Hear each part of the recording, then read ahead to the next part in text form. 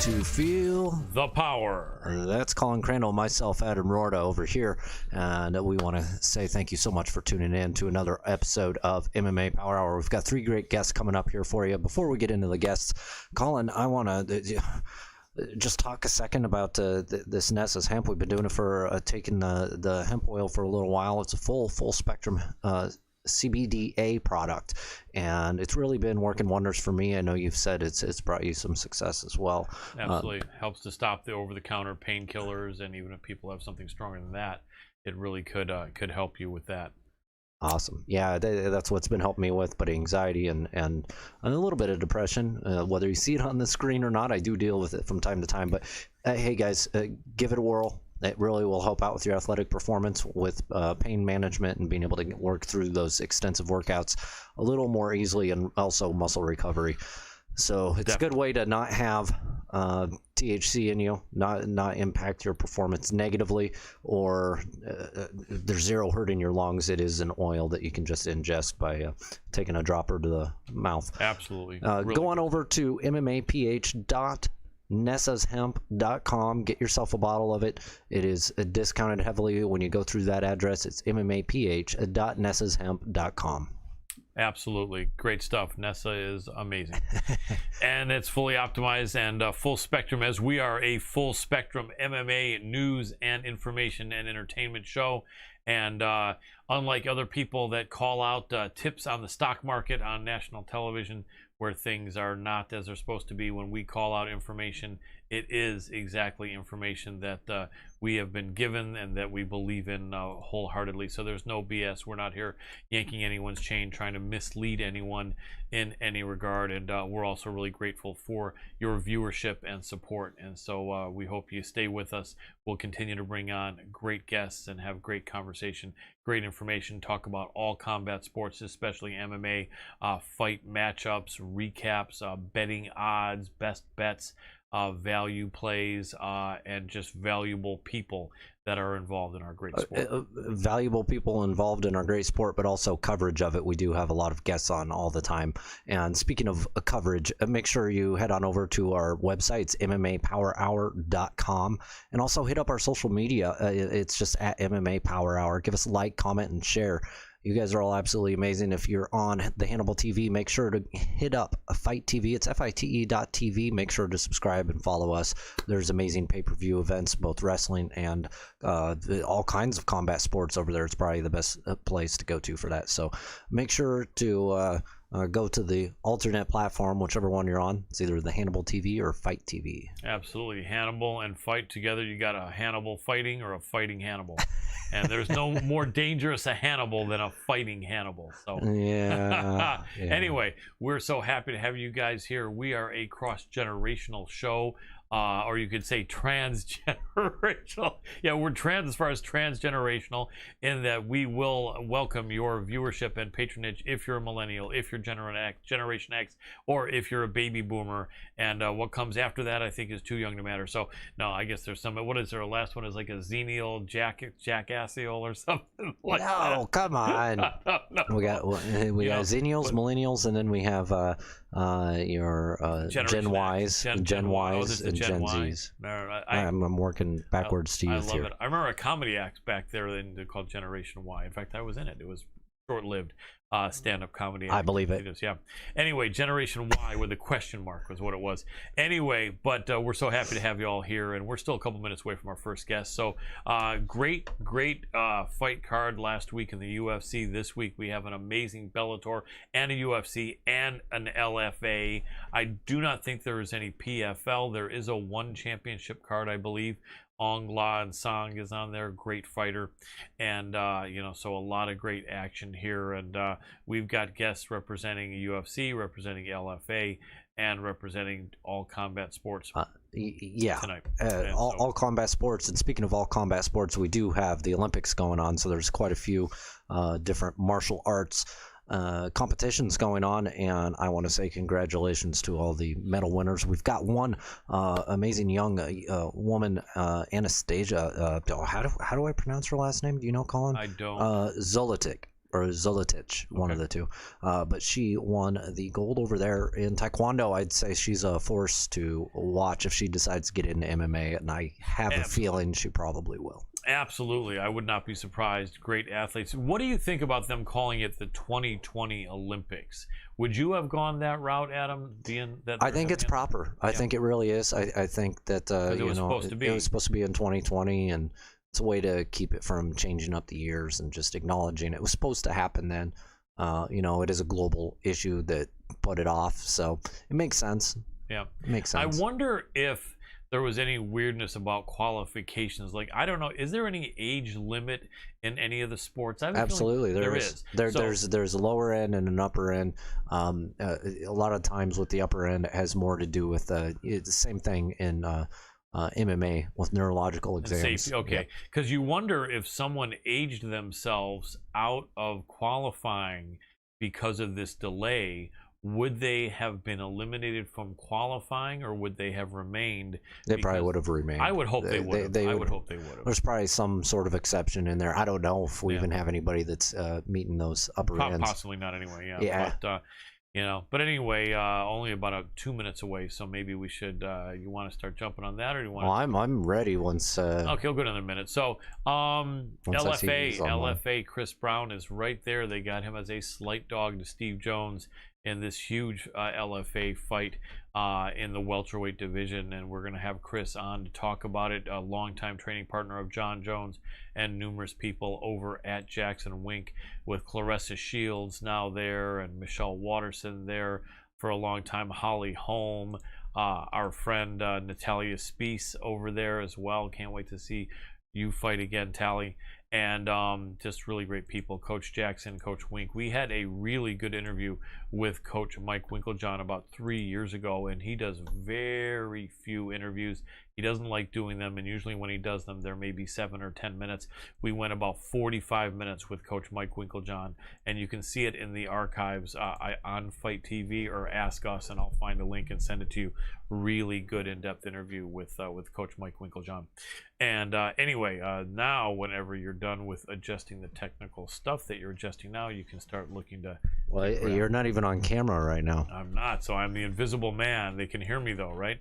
Yeah, they can hear you, but you are definitely the invisible man. I am. We'll see what we can do. I tend to look better on when I'm invisible. You know what I mean? I look a lot younger, I'm told, and thinner. So now that you can't see me, just picture me looking about 20 years younger and thinner. But Dr. Adam Roorda is working on that. Yeah, I'm working on it, but having a little bit of. Yeah, you might want to just let our guy know. Okay. Let Stitch know that we're going to be a minute or two. Okay, let me let him know here. All right. Having a few technical difficulties. We'll hit you up in 5 minutes or so. I don't know what's going on. But while Dr. Adam Roorda is figuring it out, as he always does, he's amazing with this technical stuff. Despite the limitations, we don't have the most expensive streaming equipment. Dr. Adam Roorda does magic with what we do have. Anyone want to help us out with getting better equipment, we would be open to any and all donations, sponsorships, advertising. Anyway. Absolutely. On that note, that is something that we could definitely use is a new camera. We are set up here for a lot of different things. So let me see, Colin. I may be able to get a picture of me. No, I can use an alternative camera. Just bear with me. Okay, not a problem. Keep talking. Okay, so LFA, July 30th, Chris Brown. They call him Breezy and the Future. He is our second guest tonight. In all honesty, with another win here in the LFA, I'm almost positive he will be in the UFC in his next fight. So this is a big fight. Such a talented guy. Paid his dues. Was a king of the cage. Amateur champion, undefeated, and then has just always been an amazing fighter. So many people avoided him. It was hard for him to get fights, and he fought one division low, just killing himself to make lightweight on several occasions. Finally realized that he is a welterweight, and this is where he should be. And this is going to be, in my belief, an amazing showcase and a final fight in the LFA. After he wins this on this Friday, he'll be in the UFC, and I think he'll be a really, really exciting member of the UFC welterweight division. So do not miss the LFA, I believe, on UFC Fight Pass this Friday. I know it used to be on Access TV as well. So maybe it's on both. I don't know. I'm confused. I'm not sure what Mark Cuban is doing over there. It used to be really easy to follow, as they had LFA on there and CES and a couple other shows along with Inside the MMA. Speaking of which, for those of you that remember Inside the MMA and The Voice versus, we had a great interview with The Voice himself, the Aussie Michael Chavello, about 5-6 weeks ago. If you want to go to Fight TV and check that out, we had a great chat. And it's such an amazing feeling being able to chat with these people that I watched, 7, 8, 10, 15 years ago. And it's a treat, and I really have respect for them, and it's so great to be able to talk to them in person. If any of you have ever had that opportunity to talk to someone that's successful and famous in their field that you watched for several years, and then all of a sudden you can talk to them, it's a treat, and I'm really happy and honored, that I have the chance to do that. So really absolutely. Well, we got you back on screen here, working just fine. Let's give him a call. Doesn't look like he's online, but we'll give him a try real quick. Okay, he's saying he's needing a new password somehow. We're gonna try you right now. If he needs his password, it won't make a difference. He's not online. He says, "Text me when you're ready." Okay. So let's try him. I am right now. Nothing. It's not going through. Okay. We're trying you right now, but it shows that you're not online, period. This can be fun, guys. Technology is not everybody's best friend. No. So he's gonna maybe figure that out. We'll hang in there for you. If you have to get that new password, just let us know when it looks like you're set, or you could even reach out and Skype call us. And I'll put in what our... He already knows. Okay. All right. Okay, so Dr. Adam Roorda, we were just talking about Chris Brown, and man, I really think this is his... Oh, there he is. There he is. Let's do it. Hey, Stitch, can you hear me? Oh, hold on. Let me see. No problem. All we need you to... Oh, that's not going to work. Now, if you hit the... There you go. There, as long as you can see yourself, you're good. I am. I can see myself. Excellent. And we're going to give you a proper introduction here. So, ladies and gentlemen, so excited to have this first guest back on our show. Everyone knows the idea that no matter how smart you are, no matter how good you are at what you do, and no matter how much you know, there's always somebody out there that knows more than you. And for pretty much everyone in the world of combat sports, this is that man that knows more than all the rest of us. We're talking about a man who is a fighter, a trainer, an author, an actor, a producer, and the greatest cutman in the history of combat sports, Mr. Jacob Stitch Duran. Welcome back to the show, Stitch. Oh, come on. How could I not with an introduction like that, brother? I appreciate it. Thanks, huh? You're welcome. You deserve it. And it's really true. I mean, I think even guys in their 20s are looking at their friends that have a little bit more experience than them to see what they think and to learn. They say iron sharpens iron, and people like to surround themselves with people that are good at what they do. But it's just, the amazing things that you've done in this sport, from having been a fighter, having owned your own gym, and trained people and coached people, to being a cutman, to being an author, to being an actor, to basically being in every sport that we know out there. You've been in the corner of people in boxing, in kickboxing, in mixed martial arts, and in bare knuckles boxing. You've been in world champions corners, and you've been in influencers corners. I don't think there's anything that you haven't done other than go over to Burma and do that World Welterweight Championship where they can headbutt on the feet. That might be the last thing. If they called you for that, I think we talked about that once before. If they said, Stitch, we need you over here. It's the sport of 9 limbs. You can do all the Thai boxing rules, bare knuckles with headbutts on the feet. Would you answer that call, or would you think maybe that's too crazy? Only as a spectator. Understood. Yeah, I'm still too old for that, man. I look at these young guys now. The game of MMA, for example. When I first started with them, I knew nothing about MMA, and but to see the progression of these athletes from the first day I started with the UFC till now, these guys they're modern day gladiators. So I always tell them I thank God I'm old, because now I have a good excuse. I love it. Absolutely. Well, you've been there and seen all of it, man. And like, let me ask you, there's a learning curve for everybody.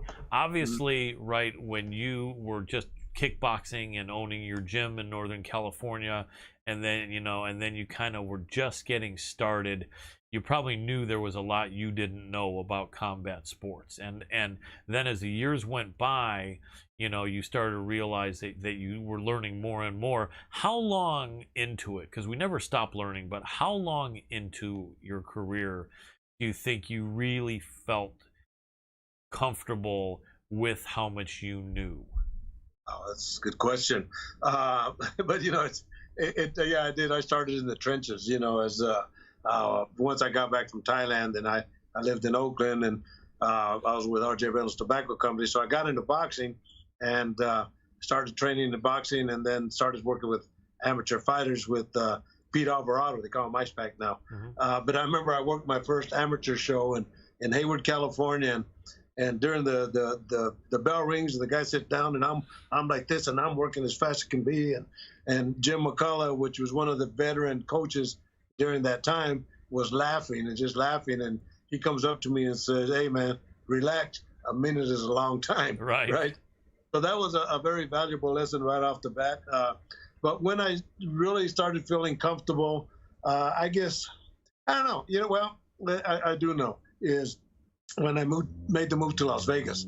At that time I was through kickboxing, and I was learning to be a cutman at that time. But when I moved to Las Vegas, at that point I knew that I was ready to work with the big boys. So yeah, it's 26 years ago, but there was a lot of time and effort that I put into it just to get to this position. Sorry, man, I forgot to charge up my battery. No problem. Totally understood. There we go. I'm good to go. No problem. I appreciate it a lot, my friend. I was gonna say another thing I could have thrown in to introduce you was probably the only man that has more frequent flyer miles than Dana White and Bob Arum put together. Hey, you know what, man? I'll tell you a story to that. And when my daughter got married, actually she got married Wednesday before when Vladimir Klitschko fought Anthony Joshua. She got married in Crete. Mm-hmm. But 5 of us, through my mileage, we all went to Crete on business, going and coming. Wow. And I think it cost me a total of like $500 or something like that. Wow. So yeah. But I'm nowadays I'm kind of happy staying home and just kind of doing the short shot fights. Yeah, without a doubt, and a lot of that was because of the pandemic. Do you think that will ever go back? Do you see a time ever where you're back on the plane all the time, or do you think that probably won't happen, or would you rather it not, or what's your feeling on that? Yeah, it's nice to get back in the mix, and there's a lot of good fights, opportunities, and it's nice. For us, it's not even a job; it's an adventure, So whenever you're in the mix and you're working with these guys, traveling that's the worst part of what we do. Yeah. But sometimes it's kind of fun. I love traveling by myself because I'm a people person. I like looking and watching and trying to read different personalities and just just relax as I go. Absolutely. Do you remember the first time that somebody recognized you, a fan? Oh, it's been too many places, but I tell you, where did I go? I landed in Austria. I went to go visit a friend up there, one of the Cutmen, Roland Archer, and I get off and I go through customs, and we're getting off the plane, and this guy from Egypt, we're getting off the plane in Austria. He recognizes me, and I'm thinking, wow, like say my first time to Brazil ever with the UFC. I go through the custom line and I get to the agent, and right off the bat he recognized me. He says, "Oh, Stitch, bienvenido Brazil." Boom, he stamped it, and I was gone. So yeah, it's kind of nice. It's kind of mind blowing, and there's been times where my wife or my kids say, "Dad, who is that?" And I say, "I don't know." Right. Yeah. Try to show them respect all the time. Without a doubt. And a lot of people wonder that with celebrities and famous people, sometimes fans, when they see you, they want to sit and chat with you for a half hour or an hour, and they're maybe not concerned if you're having dinner or if your family's there. Have you ever had anything like that? And how does your family deal with it? Let's say if they were having dinner with you, or if they were watching some fun event with you, and a fan or two come over and they say, "Oh man, Stitch is here. Listen, Stitch, I got to ask you all these things." I mean, has that ever happened? And is your family patient and understanding, or will that kind of annoy them? Yeah, they are. They know that. And like I always say, Colin, it's when they don't ask for those pictures or for the autograph or just to talk. That's when you got an issue. Yep.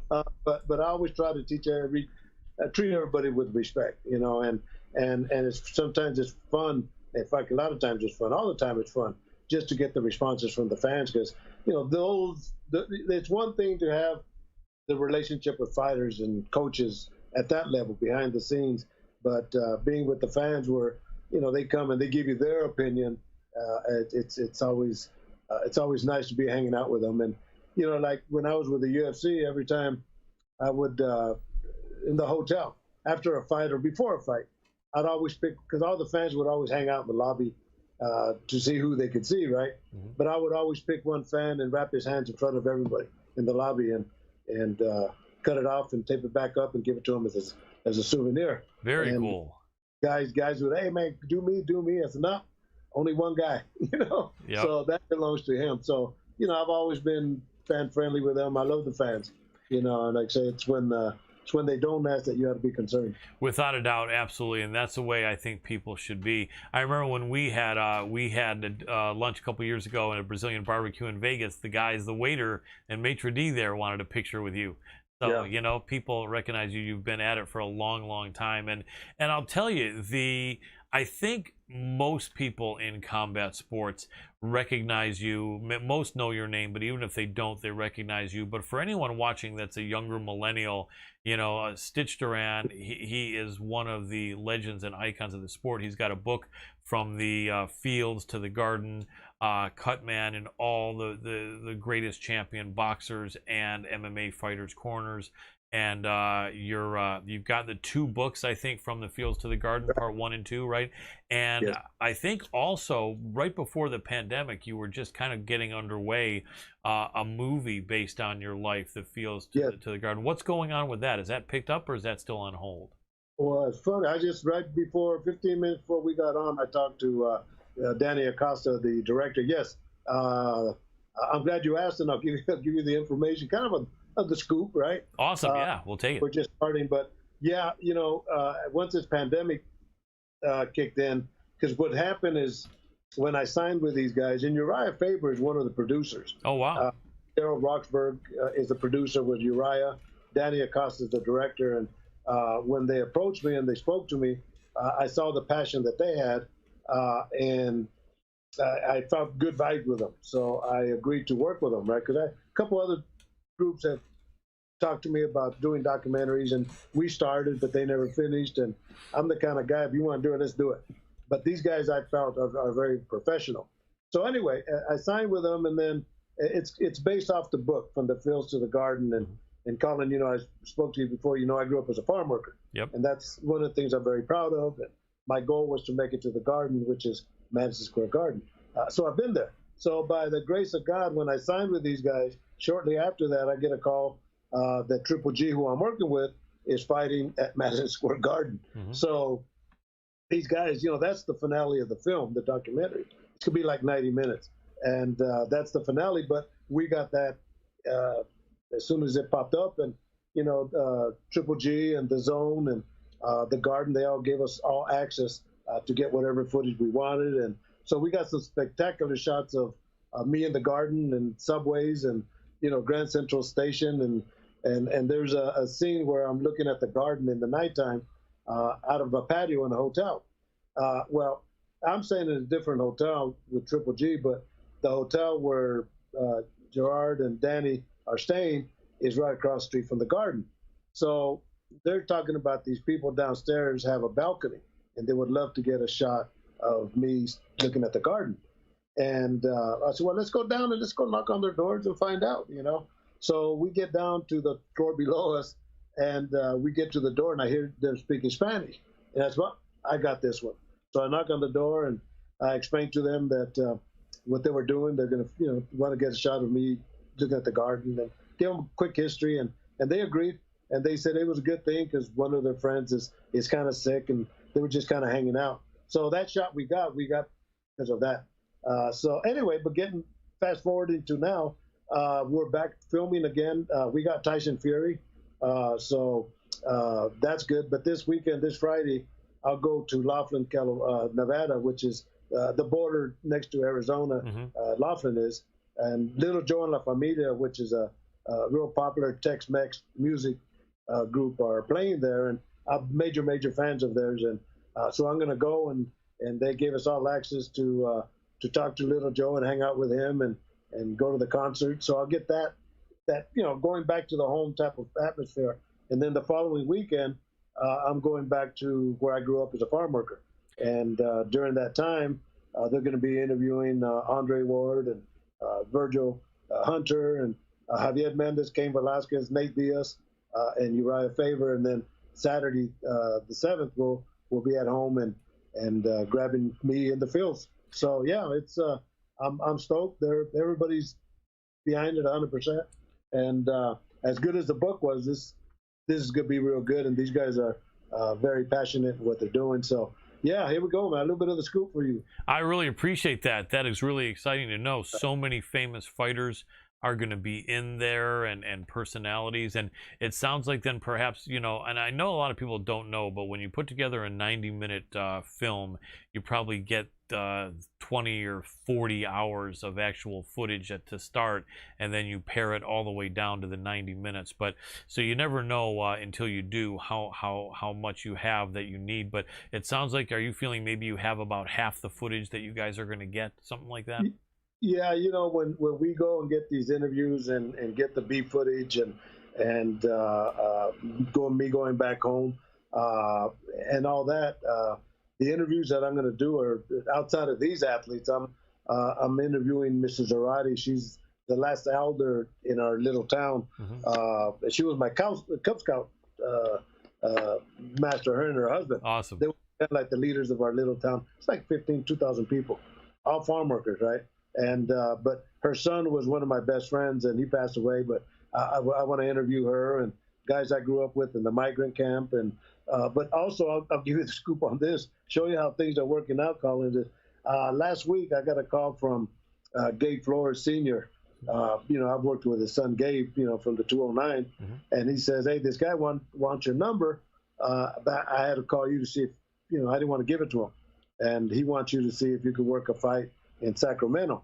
And I had my school in Fairfield, which is 40 minutes from Sacramento, and I worked with fighters. Tony the Tiger Lopez, my first world title fight that I worked with in boxing against Julio Cesar Chavez. In fact, he was here yesterday. I did an interview with him. Wow. So anyway, there's going to be a fight the night before I'm in Granada, my hometown. That's 2 hours away. So it's an 8-rounder. The guy asked if I'd work the fight. And normally I wouldn't because of it's not cost effective for them. It's an 8-rounder. The guy's not making much, but just to fly me and pay me and all that. But I told him, I made a deal. I said, look, these guys want to get footage of me working, and what better place than me coming back home? The promoter is a kickboxer, Nasser Navaroni, that I used to train and work. He used to be a sparring partner for Dennis Alexia. Oh, wow. Yep. Guys that I work with, right? So he's a promoter. And basically I'm going to go back home. I'm going to do a fight back home with a young kid I've never met that asked for me to work with them. And then they're going to get that footage. And then that night we'll go straight to Merced, because we'll stay in Merced. But now they don't have no hotels or motels. So we're staying in Merced. And then 6:30 in the morning, we're going to go and shoot the fields, the farm workers, right when they're getting going. And we have permission to interview some of the farm workers and of course, my friends and the canals where we used to swim at. So, no, we're going to get some footage, bro, guaranteed. And then that's not even what we haven't done Vegas yet. Oh, wow. So it's going to be awesome. It sounds like it. Is there a deadline for when you think you want to have the film in the can? Any distributors that you're working with, and any channels on TV or anything that we can look for this to come out on, or is that still all kind of up in the air? Yeah, well, all that's always, they're looking at different angles, but they're talking in the characters of Netflix and HBO and Showtime, even DAZN, and and I'm affiliated with a lot of these people. Triller, Yep. So I don't think that's gonna be a hard sell, bro. No, no, I to think be not. honest with you, and the stories that I have, and like is nobody has the stories that I have. No, and no. and the life of going from the fields to the garden, it happened. Being in movies, I'm not even an actor. So Yeah. I'm excited. Absolutely. I am too. This is going to be absolutely amazing. I think it's going to be epic, and I think so many people are going to be excited to see it. And make sure to let us know when you do find out where that's going to be distributed and when, and we will definitely have you back on to help promote it. But I can't wait to see that. I think that's going to be absolutely tremendous, because you're one of the few legends in this sport. And I think, like you were saying, just by being a decent, honest guy and working hard, that's really helped you get where you're going, because people wanted to work with you because they saw that you worked hard, you gave everyone a fair shake, and treated everyone with respect. And that's what it's about. I was hearing someone the other day saying that no matter what you're doing, if you work really hard to do it well, to just be really good and give it your all, you will get somewhere in life. And I think that that's something that you're a huge testament to, because starting out in the fields, as a worker, some would say migrant worker in the farms, a lot of times people don't have a lot of hope from there that any kind of dedication would get them somewhere. But you just, I guess, you had it in you to work hard. Did a lot of that come from your parents, or where did you get that desire to just work so hard and make yourself the best you can be, and just have faith in a future? Yeah, no, that's a good question. Yeah, it came from my parents. We were all farm workers, but that's the only life that we knew, and we were all farm workers. Everybody in the area, so that we were all at that same level of income and livelihood. So fruits and vegetables were plentiful. Mm-hmm. We weren't starving or anything like that. We had freshest fruits and vegetables. And my dad would kill a cow and pigs and goats, and so food was nothing that we had to worry about. Just the environment where we were at, we're farm workers. Right. And but we were honest people and hard workers. And my parents were they were leaders amongst themselves in the community. My dad was he was always the foreman that would hire workers to go work the fields with us. And they would be a caravan. They would follow us to the fields and work, and he would keep the time cards, and they were paid based on his records. And so he did that. My mom was, she was inspirational also. They helped form what is now the Head Start program. I think it's a national program now. Mm-hmm. She went to DC and all that, and they were, the Cesar Chavez movement, the fair practices for farm workers. So yeah, all that was my inspiration for sure. But just doing the right things, bro. That's it. Absolutely, that's what it's about. Well, Stitch, we've got about 15 minutes or more with you, and I have a ton of questions, some from me and some from our viewers. So let me start out and maybe get you to go maybe a minute and a half or so on each. Done. Okay, so let's take a look first at a lot of interesting matchups with boxers and MMA fighters. I want to get your opinion on Vitor Belfort and Oscar De La Hoya. But before you give me your thought and breakdown on that fight, is there a future in this? I mean, I don't think there's anyone I could ask that would have more insight than yourself. Is this just the start? 10 years from now, are we going to see something maybe like Andre Ward versus Dustin Poirier or stuff like that? Is this just the start of matching MMA legends with boxers and back and forth, or do you think this is something that's only going to go for a short time and be kind of a real niche thing? Good question, man. Yeah, I don't know, but while it's here, I'm having a blast. I've done, I think, the 4 shows that are that way. The Mayweather show and the Triller shows and the Zone shows, and to me they're fun. Yep. With KSI when he fought Logan Paul, and worked with Anson Gibb when he fought Jake Paul, and I was on the Mayweather card. When Jake Paul fought Ben Askren, I worked that one, and so to me, they're fine. I understand. It's marketing is everything in what we do, and now since everything is social media, these guys took to that, and that's how they run their operations. Listen, my Instagrams went up working with KSI. Yep. I said, I didn't even know who KSI was. Right. So is it here for the long run? I think it'll be here for a bit. Ask me that in another year, and I'll probably be a little bit more definite on where it's going, if it is going. Absolutely. So Oscar De La Hoya, Vitor Belfort, this is coming September, I think, 11th, although I saw another ad saying the 18th, but I think it's the 11th. Before you give me your thoughts and breakdown on that fight, one of the things I was most curious about was what's the weight limit going to be, because Oscar fought most of his career between 147 and 160, and Vitor Belfort fought between 185 and heavyweight. And so I was really curious, and then I saw something that said Vitor will be 190 and Oscar will be 175. So first off, that statement in and of itself doesn't make a lot of sense to me. They can't say that Vitor can weigh in up to 190, but Oscar has to weigh in no more than 175, can they? If it's 190, then either of them can weigh up to 190, or is this some sort of bizarre offshoot? Could they say that Vitor can weigh up to 190, but Oscar can't weigh more than 175? Do you know anything about that? Yeah, I don't really know all the rules. They've had so many as they go and all that. But yeah, I don't know. I don't know how to address that one. Vitor's, he's gonna come in, and that's a tough fight for Oscar. Yep. So but if it's an exhibition, they can make that adjustment. Where nobody's gonna. I think with Floyd, with Logan Paul, had the same thing. Okay. There's going to be no fight. It's an exhibition more than a fight. Yeah. And not only that, but if you look at the practicality of the game, Oscar's age, in fact, even probably Vitor, I think in Nevada, if you're over 38, then you have to take certain tests to pass to get licensed. Yeah. And I don't know, I don't know how the rules would run for Oscar and even Vitor. So, Yeah. but exhibition, you could do it, and yeah, all right, you can do it. I actually saw the odds posted, and my senior producer, Dr. Adam Roorda, says they've actually made it an official sanctioned fight.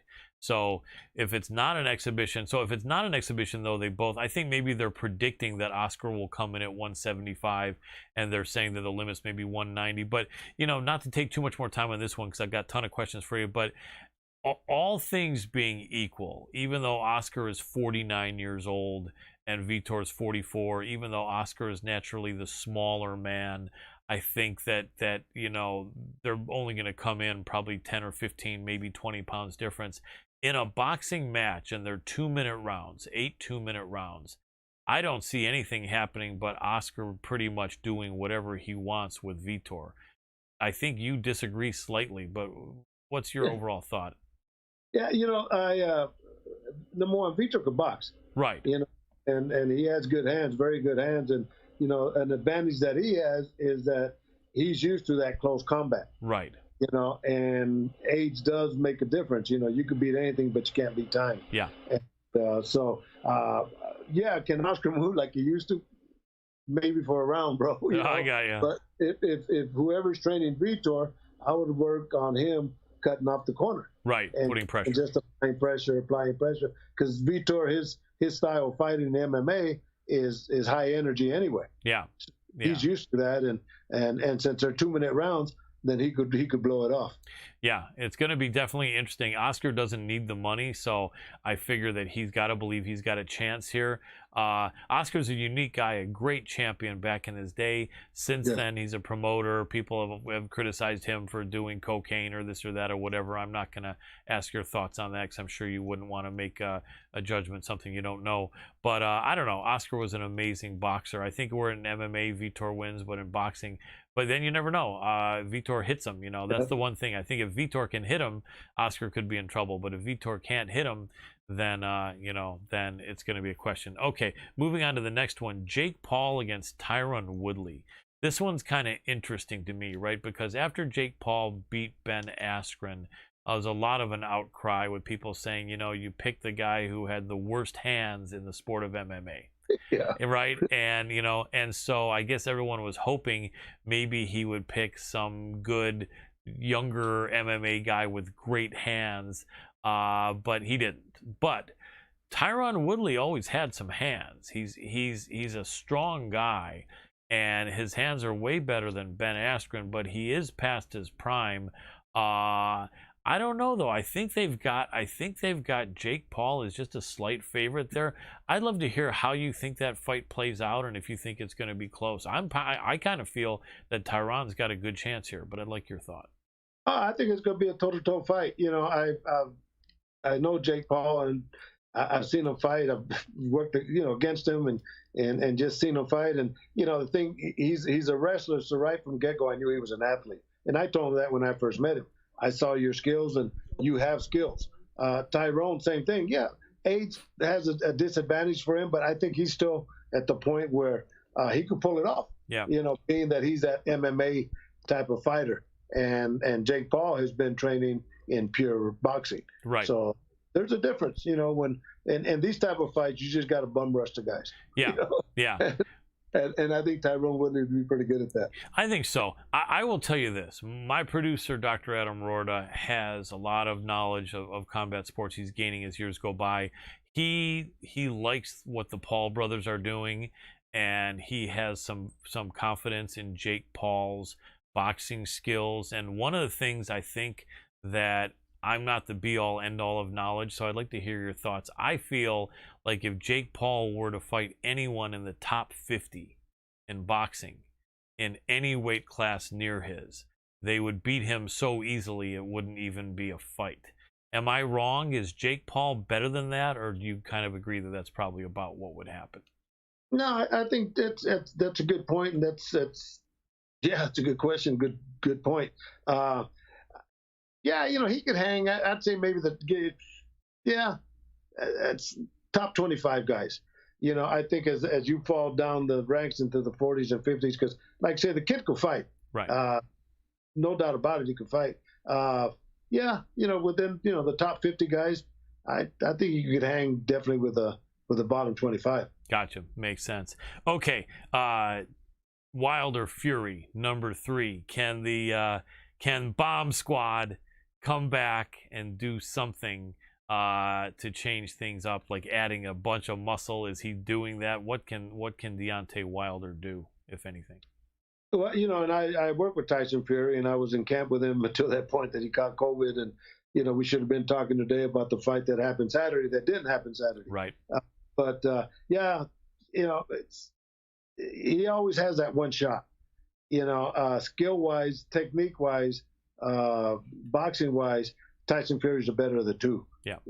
And power-wise, Deontay Wilder has that one shot. Yeah. And you always have to be protective of that one, because it happens all the time. He just got one shot. Absolutely. Would Anthony Joshua present a tougher challenge to Tyson Fury than Deontay Wilder?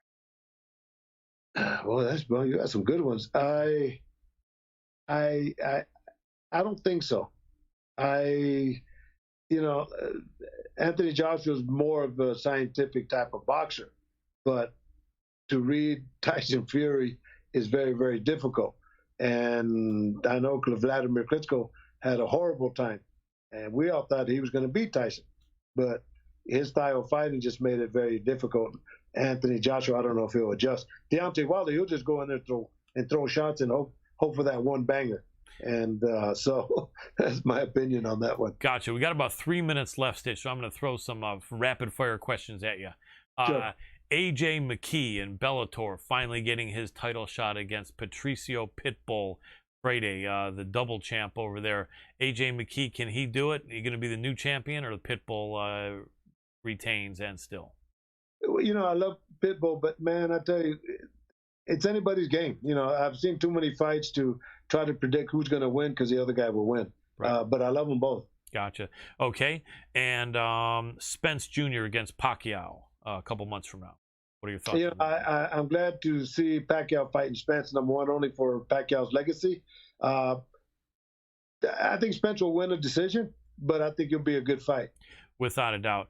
Canelo, is he avoiding some fighters? I think he's an amazing fighter, but there's some talk that there are some black fighters that he doesn't seem to want any part of. What's your thought on that? Canelo could do whatever he wants, bro. He's the head of the class, and that's the thing about it is it's the type of fight where, or it's a type of situation where, why do I need them? I don't need them. They need me. So whoever I fight is gonna bring in some money. You know, if you fight Killing Plant coming up, you know, it's not about the B side fighter. It's about the A side fighter, and Canelo is that A side fighter right now. Absolutely true. Well, Stitch Duran, I really appreciate you coming on. I want you to let us know the organizations you're working with and where we can get your book, and also this amazing product that you created really quick. We only got about a minute and a half, though, so you can give me some rapid fire info. All right, cool. Yeah, the book is From the Fields to the Garden. That's available at Amazon. So I have them 1 and 2. The cut cream, yeah, I'm really excited about that. It's for the healing process of cuts. It's at CBD in it. When people get cut, quick way to heal it. And what else? Oh, it's Cutman for Hire Supplies. Guy that handles all my stuff for Cutman and coaches.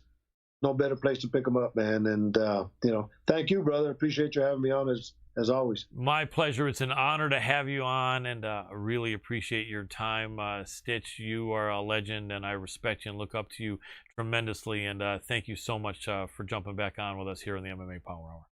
Okay, we'll do it again. Absolutely. Have a great night. You're welcome. Right, goodbye. Take care. Bye-bye. And that was Jacob Stitch Duran. Most of you guys and girls know him. He is a legend. He was. Yeah, he's one of those faces you recognize because he's just been around so many years and involved with so many events. It's insane. Absolutely. If you don't know his name, you know his face. And Stitch is an absolute legend, and it's always a pleasure having him on MMA Power Hour. He has frequented the show quite a bit, and thank you, Stitch, for that. Yes. We always appreciate the support. Very grateful to you, Stitch, for 4 years, and you know, just an amazing legend, an icon. And hey, he's one of the fans of the show. He's let us know and kind of really put it out there. He actually likes tuning in and watching us. So all of you out there that are doing the same thing, make sure to head on to the opposite platform. I'm going to mention it too here. If you're not on it, make sure to head on over to the other one and go ahead and hit subscribe to the Hannibal TV on YouTube or MMA Power Hour on Fight TV. It's FITE.TV. Also, make sure to give us some likes, comments, and shares. We appreciate the love over there on our social media. You guys are all the best. Absolutely. Thank you so much. We really appreciate you. Are you ready? Are you ready? Fight.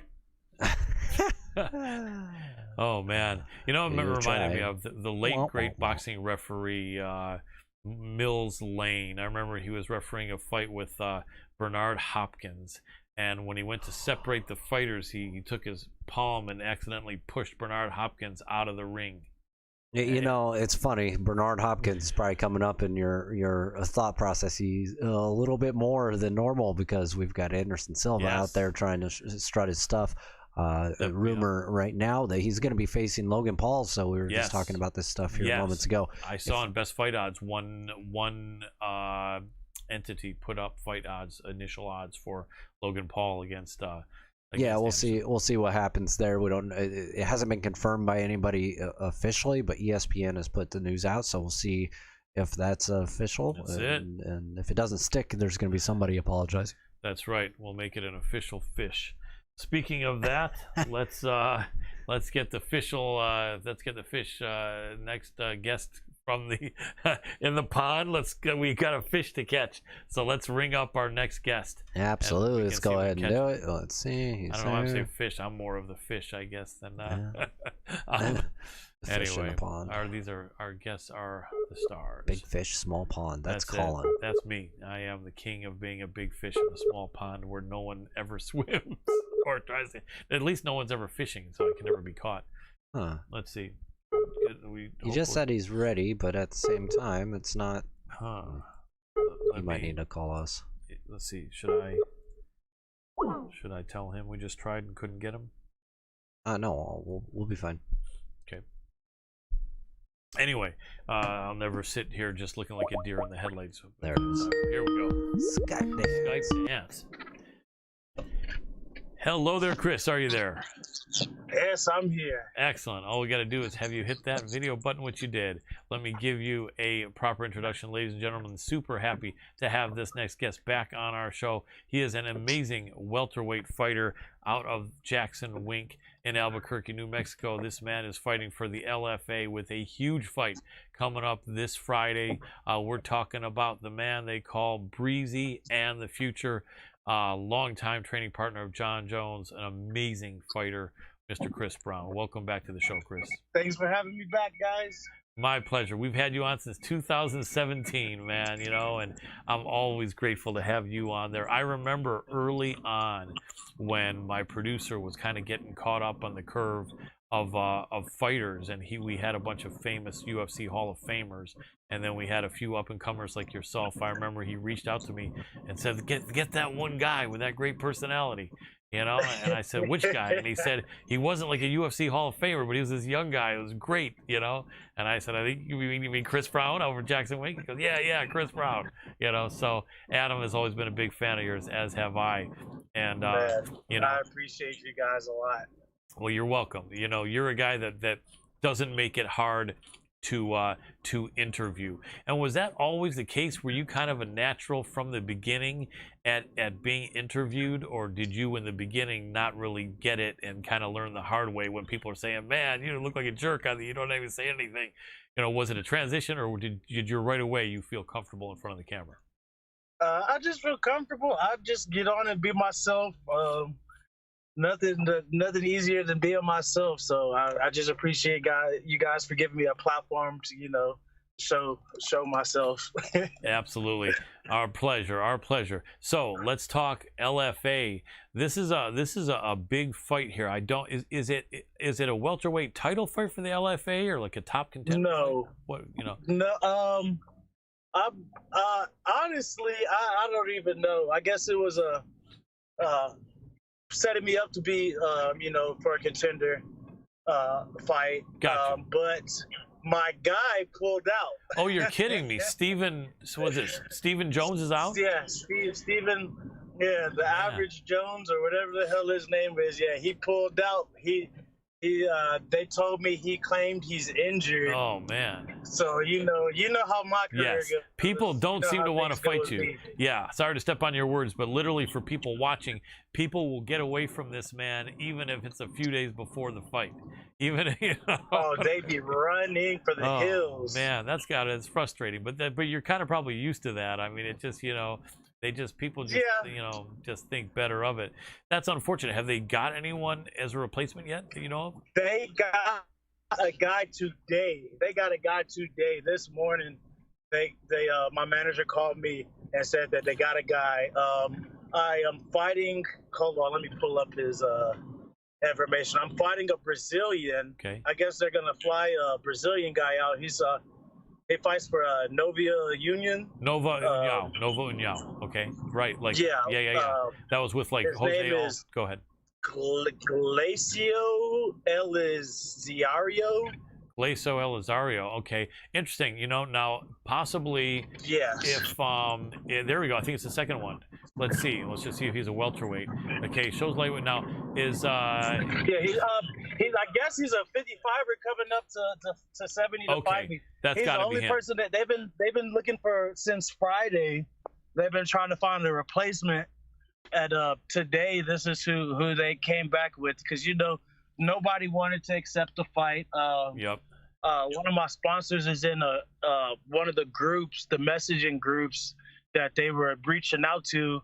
And I asked him, I was like, is anybody responding? He's like, no, nobody wants to fight you. No, especially short notice. Yeah. I wasn't thinking that they would be able to find anybody that would take a fight against me in such short notice. But I guess they threw some money at him, and he gonna come. They're flying him out from Brazil, I guess. Yeah. And he's had a couple LFA fights, in the past, and Nova União is a good team, having former champion Jose Aldo Yeah, there, Aldo, yeah. and then having one other guy, I forgot his name, who was a champion as I think Renan. Henan Barao, that was it. Yep, Henan Yeah. Barao, and several other good people there. This looks like a tough dude, you know what I mean? And so, but yeah, Yeah, he's a scrapper. yeah, but this is this. I was talking to a couple friends earlier. Man, they have to, off of a win here, they've got to give you a shot at the big show. Are you hearing anything about that? Or I know the last fight they were saying they wanted to finish, and I probably would have got pulled up, but the guy was just running from me the whole time. I could have done some little things differently. Yeah. But I definitely put on a great show.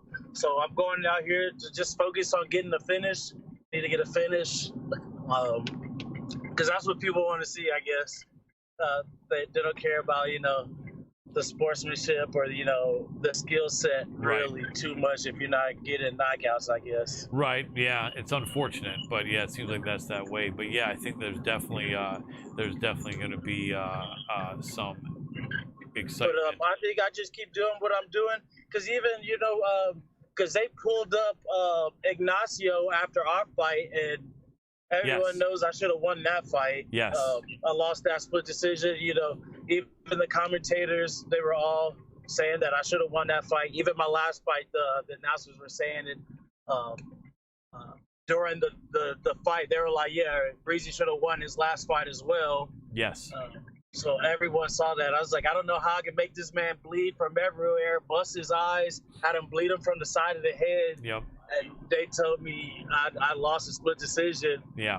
And one of the judges gave it 30-27 when the man ran from me the whole third round because he didn't want to get hit no more. Yeah. So like, how do I lose a 30-27 when he ran the whole round? Exactly. It makes no sense, and there's some terrible judging. But just for people who are watching right now who maybe didn't quite follow the intricacies of what Chris was saying, is that Mr. Ignacio Bahamondes, who was gifted a split decision against Chris, went up to the UFC. He got called up, and he did pretty darn well in his debut fight there. And so, yeah, it's got to be, man. They can't make you jump through any more hoops than this Friday, man. And but let me ask you, obviously, being impressive in this fight is important, and I think that just as skillful as you are and as hungry as you are, everyone has a chance, but I think there's a good chance you can just demolish this guy. Do you walk into fights where there's that sort of pressure? Because I'm sure at other points of your career, they were saying, Chris, if you do good here, it's super important, or if you do good there, it's super important. Do fighters walk in and kind of, look at things like more focused then? I mean, is it effective to kind of like change your mindset based on each fight and how important it is, or is that something that just kind of messes with a fighter and that you don't really want to do? Yeah, at my earlier fights, I did feel a lot of pressure, especially because I have a lot of people have high expectations of me.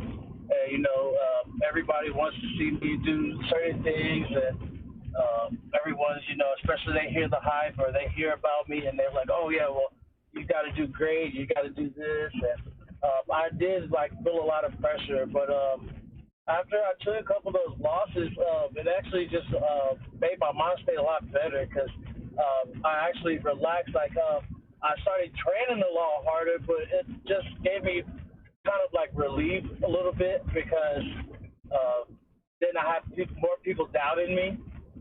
So it definitely did make me feel better, more motivated, but it was a lot of relief off my shoulders. Absolutely. Of course, I'd like to have won those fights, but I definitely took lessons out of them. And, I lost 2 split decisions that, we thought we won.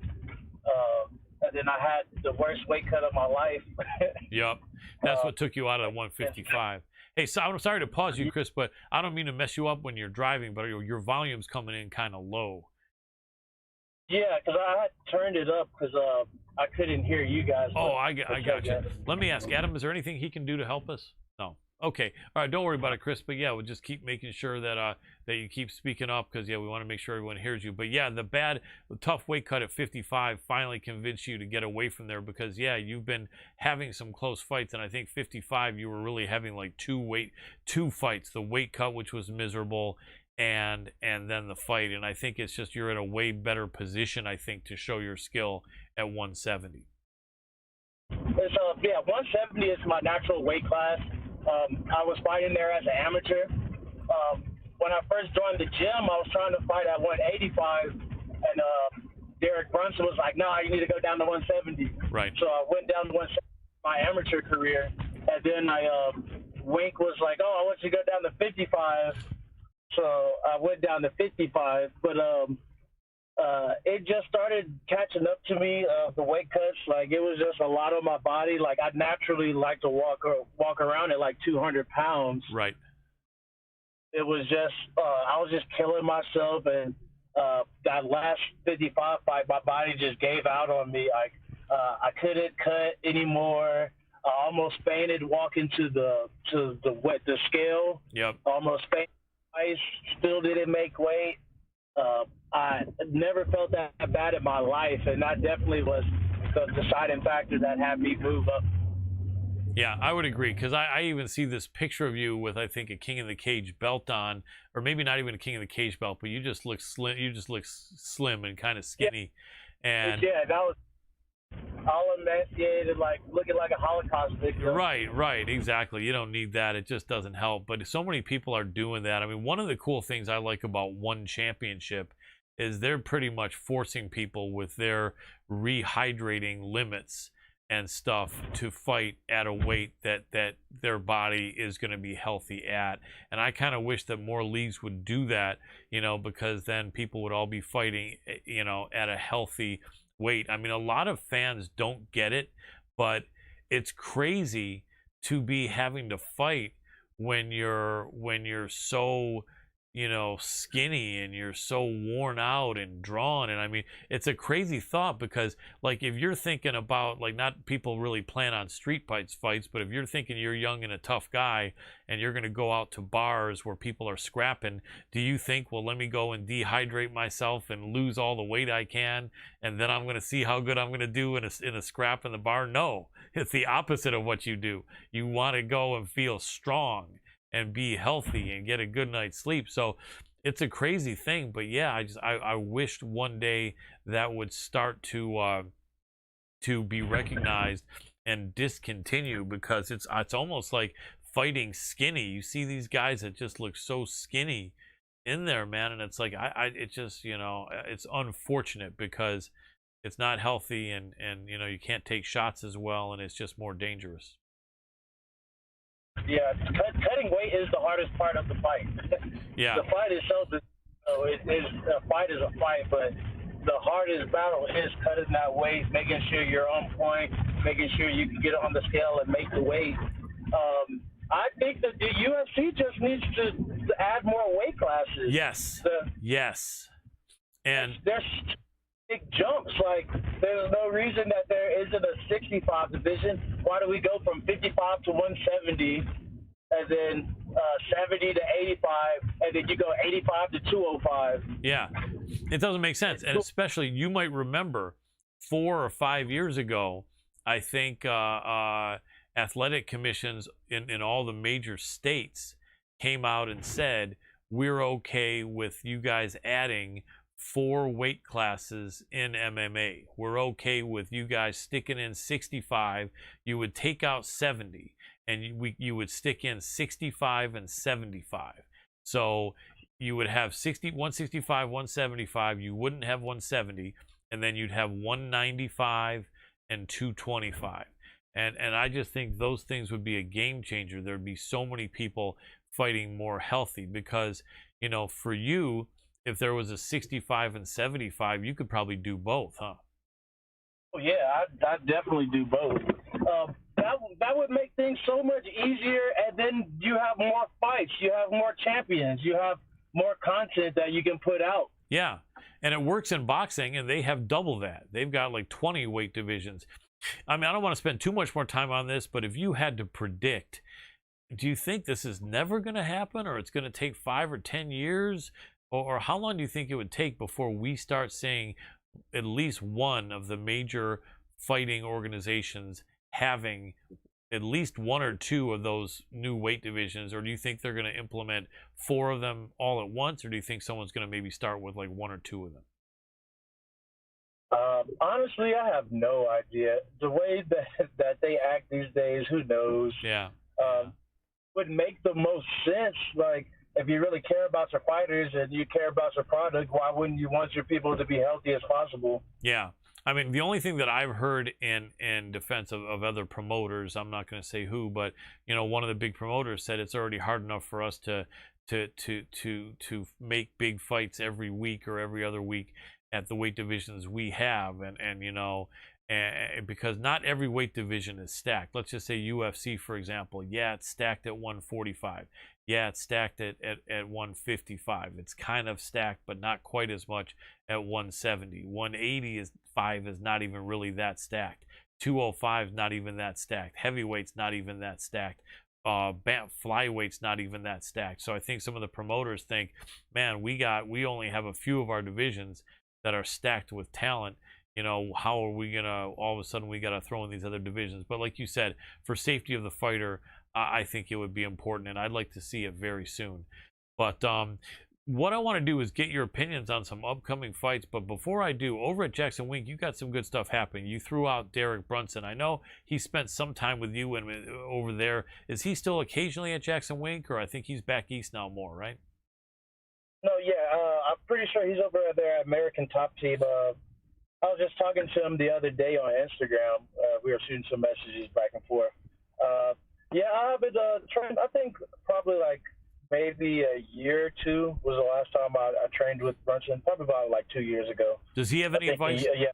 Did he ever give you any good advice about fighting and getting up to the big shows? Anything?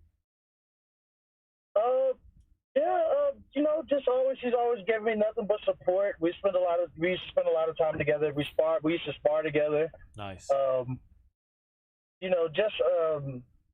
Just good advice about he's the one who told me to go down to 170, because when I first got there, I was fighting 85. At 185, and he was like, nah, you need to go down. Right. So I think that was some good advice that he gave me. Without a doubt. Definitely.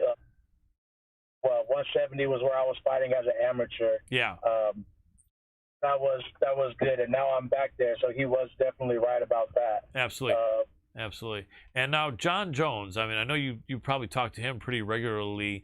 Does he have any advice or encouraging words to say about your fight coming up, or about getting into the big show or anything? Yeah, I was messaging him the other day too. He hit me up to see how I was doing, because I hadn't seen him since before my last fight when I fought for my birthday. But John just always tells me to keep going, stay on the path. I'll get my shot eventually. He just keep my head down, keep grinding.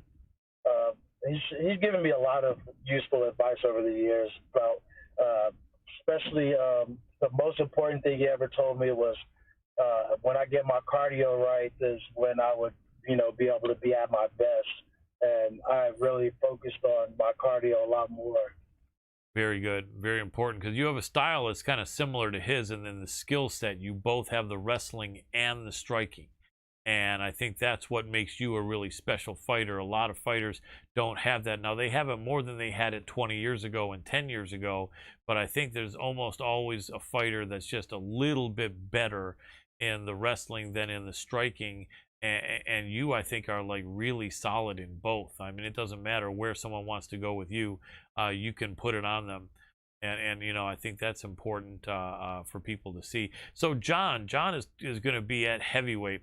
Can you give us any hints? Is the man looking way bigger than he used to, or just a little? I mean, he's talking about he wants to be coming in at 250 or 260. I'm not trying to have you throw out any private information that he doesn't want out, but do you think when we see his heavyweight debut, he will actually be 250 or 60, or do you think it'll be more like 230 or 40, or do you think he's going to surprise us all and decide to hold off on that heavyweight move and go back to light heavyweight? He's already at 250 and solid. He was looking before my last fight was the last time I saw him in person. He came to wrestling practice right before I had took off, so we had spent a little time together talking. And he was telling me he wants to be just as big as Ngannou. He's on his way to 260. He's already 250 and solid, looking big. Nice. And it's not like dad bod. It's like actually solid because I've trained with him for years, so I've seen when he was out of camp and he was 250, 240, fat, dad bod in it. But now he's actually solid and big. And that's going to definitely give his punches more impact than his strikes. Is there any way, though, that won't compromise his speed, or is it just that as a heavyweight, he doesn't need to be as fast? Yeah, because the speed factor is not going to really be that big of an issue because Ngannou's not fast. Right. And John's way more skilled, so I think he'll I imagine the fight going similar to how he fought Rampage Jackson. That's the exact blueprint right there to beat him. He would just break him down because Ngannou's heavy on his front leg, break that front leg down and out-wrestle him because John's going to be able to out-wrestle him for sure. And him being 250 with all that weight is just going to make the wrestling even better. Yeah, without a doubt. And that fight should be happening sometime soon. Obviously, they have the interim title with Cyril Gane and Derek Lewis. Now, you're originally a Texan, aren't you? Yes. And you know, me and Derek, same city. You and Derek from the same city, which is Houston, right? Yeah. So what do you know about Derek? Can the Black Beast pull it off against the Frenchman Cyril Gane? How does that fight go down? I think, because Cyril Gane, he's going to play that keep away game. If I see if Cyril wins, it'll be by decision probably, or he'll get a late TKO by breaking him down. I imagine he's going to try to do a lot of body shots, throw kicks to the body, hit him in the body. But with Derek Lewis, you can never count him out because we've seen that he can. All it takes is one punch. Yep. Now, definitely. Now, sorry to interrupt you. A quick question. Like, people know sometimes that the body type doesn't matter that much. Some guys have better genetics than others, right? Like, you look at Francis. He's got the 6-pack of abs at heavyweight. Most heavyweights don't. Derek Lewis, like, some people are wondering, man, what if he just like tightened his diet way up?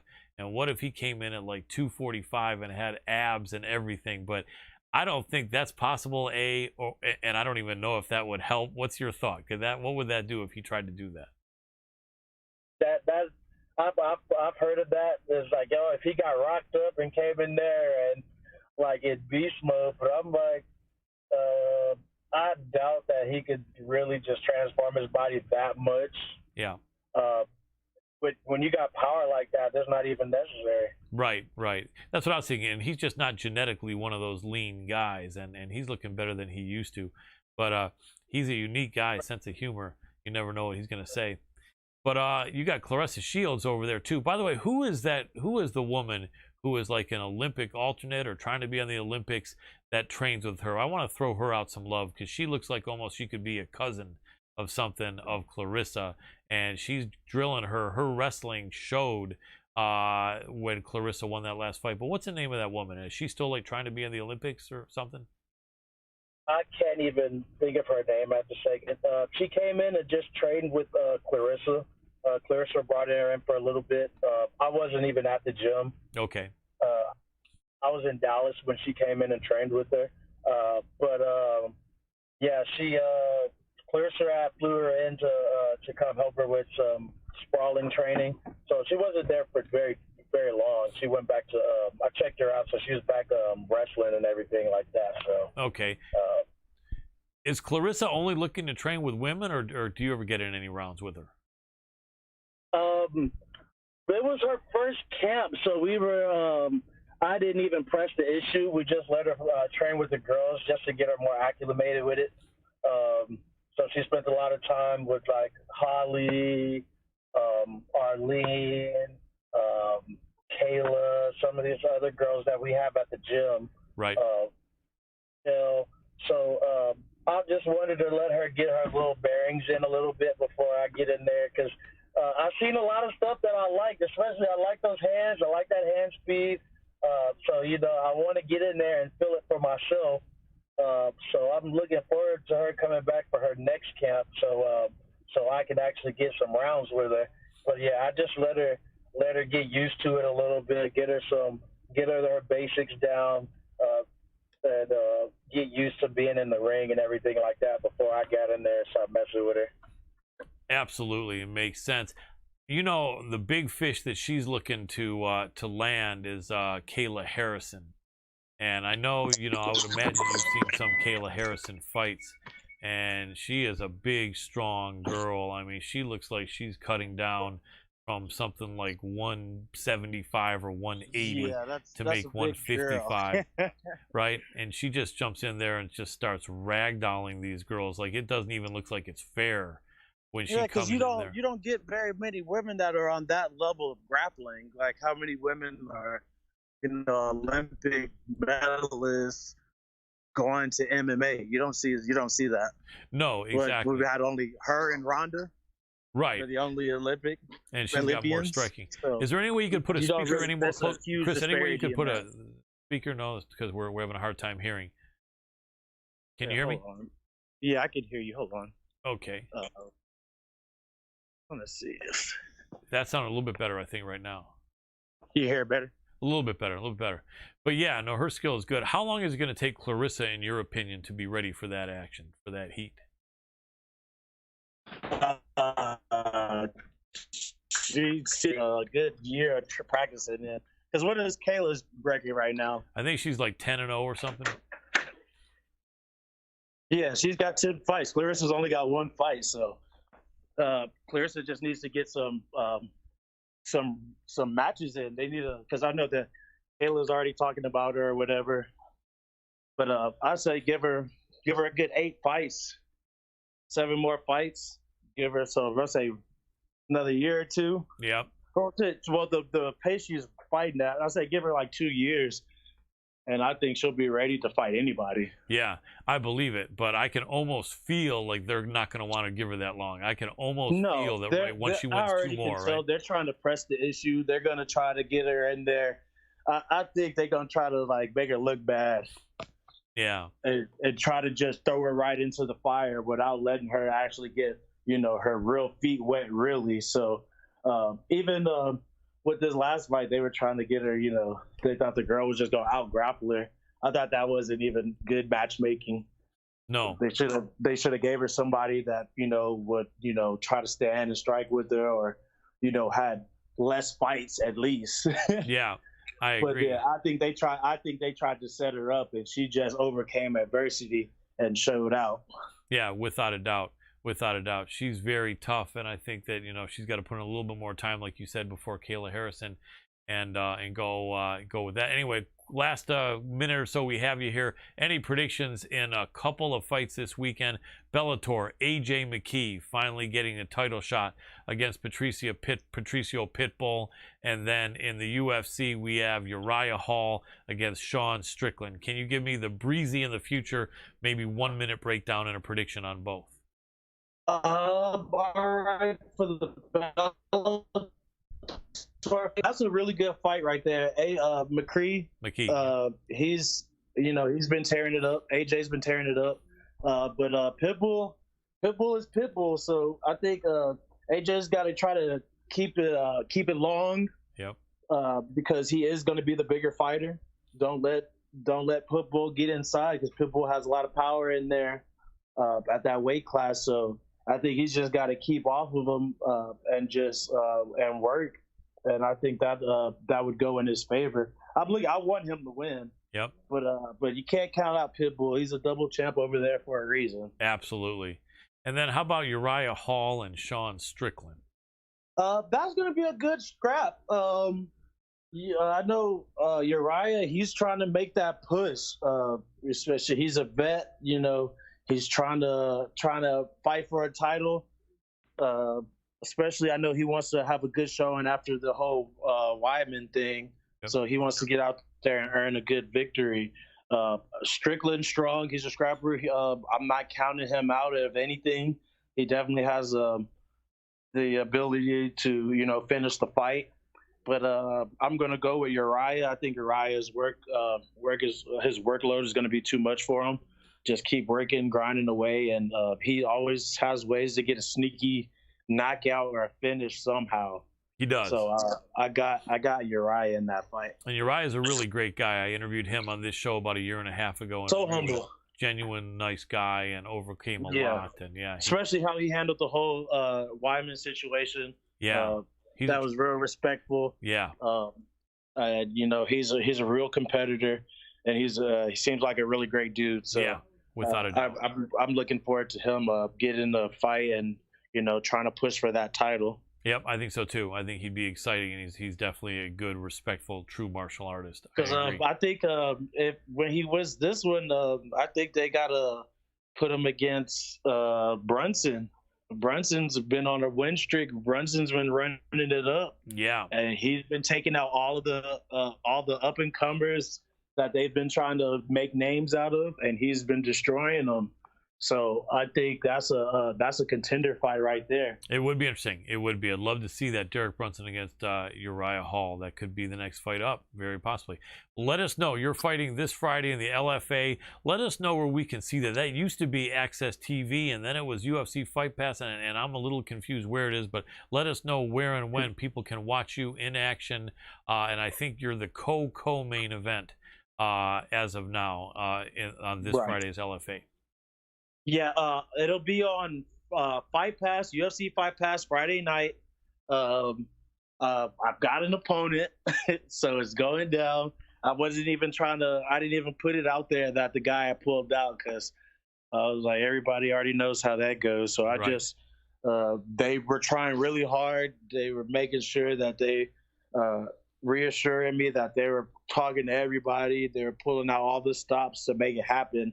And they proved it by, they're flying a guy out from Brazil to fight me. So I'm just excited for opportunity to showcase my skills for everybody. I'm itching to get back in. I'm glad I got a quick turnaround. I didn't want to wait too long. So I'm going out here to put in some work. Absolutely. I can't wait to see you do it. I know you're going to take home the W, and then I've got to believe that your next fight will be in the UFC, and I would think probably before the end of the year. I think you'll be an amazing as soon as I get the call, I'm trying to fight immediately. I'm not one of these guys that I just seen Mickey Gall just won his fight with a rear naked choke, and they were like, oh, when do you want to step back in the ring? He won in the first round. He's like, oh, I want to get a couple months. I'd have been like, man, I'm trying to fight next month, like next week. Yep. Like, when's the next card? Put me on. Like, I'm with you. I'm not trying to take no time off. I'm trying to grind. I want to fight 3 more times this year if I can. Absolutely, without a doubt. Chris, we better jump, but I know you are the man that will take fights. You don't run from people. People run from you. Hopefully in the UFC, people will not. They'll be forced not to run from you, and I can't wait to see it. Thank you so much. Chris Breezy and the Future Brown out of Jackson Wink, fighting for LFA this Friday. Go and do what you do. Can't wait to see you get that win in spectacular fashion. Thank you, guys. Appreciate you guys for having me on and always showing so much love to me. You're very welcome, man. We appreciate you a lot, and thank you so much for your time, my friend. All right. Y'all have a good one. You too. Take care. And that was Chris Breezy and the Future Brown. It's amazing, Adam. So many fighters have backed out of fights. It's insane. I mean, we've talked about it before. Opponent. Yeah, we've talked about it before on this show. Every fight, and then it's not to his advantage at all. No. You have other guys that are sitting in the background, probably planning the whole time with their manager to come in and take this fight, so they actually have an advantage. Right. And it's really crazy because and he doesn't get to know who he's going to face. No, it's like last second constant changes, and then especially when he had to do these last second constant changes at 155. I remember a time where he had a fight scheduled. The guy pulled out 2 days in advance. He was told he had another fight. He had to maintain 155, and then 5 days later his second opponent pulled out.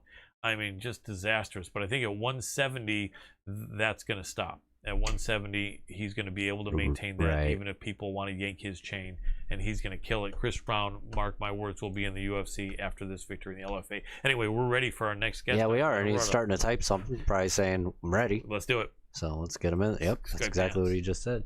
Awesome. Skeptics. Hello, Josh. Are you there? Can you hear me? Not yet. No. Yeah, problem. I can hear. I just. No problem. And once you get the video, all you got to do is hit that video button. We see you. As long as you see yourself, you're good. Excellent. We're live, Gotcha. Josh, so let me give you a proper intro. Ladies and gentlemen, super excited to have this next guest back on the show. This is one of the most popular, successful, and talented men in the UFC featherweight division. We're talking about none other than Northern California's own Team Alpha Male, Mr. Josh Emmett. Welcome back to the show, Josh. Hey, thanks for having me on. My pleasure. Now, I believe, if I'm not wrong, that that's the team you're with and you'll always be with. I know, although I know once in a while I announce someone's team and they say I'm no longer with that team. But I have a feeling you're not about to say that, or are you? I am. No, I'm just kidding. I was going to say no. No. No. Yeah, same team. I'm this is my home. I'm from Sacramento. I'm just lucky and fortunate that one of the best team for the lighter weights was in my backyard.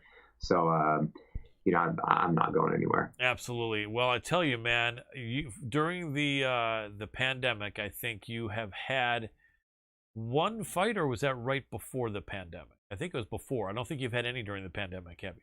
No, I fought during the pandemic. The Burgos fight was June 20th of 2020. So. That's right. Yeah, and I think You were there. I was there. Yeah, I was there. Yeah, that was an amazing fight. It was fantastic, and you made a statement right there. And I think that division, man, I just threw that out the other day or last week on the show. People talk about 155. Yes, it's an exciting division, but I think 45 has more killers.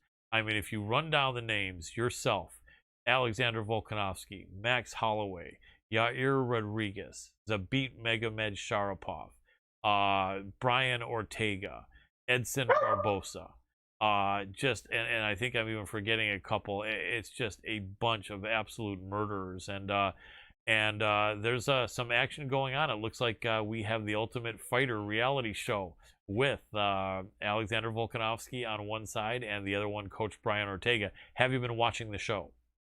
And unfortunately, no, I have not. I wanted to tune in and kind of watch it just because, we had two teammates on there. I wanted to see their shows, but just with the time and everything it's on, I really need to, get caught up on that and go back and watch some of the fights. I've just been kind of following around. I know how our teammates have done, but I just haven't really tuned into the show yet, unfortunately. Understood. Now, Team Alpha Male did pretty good this past Saturday, didn't they?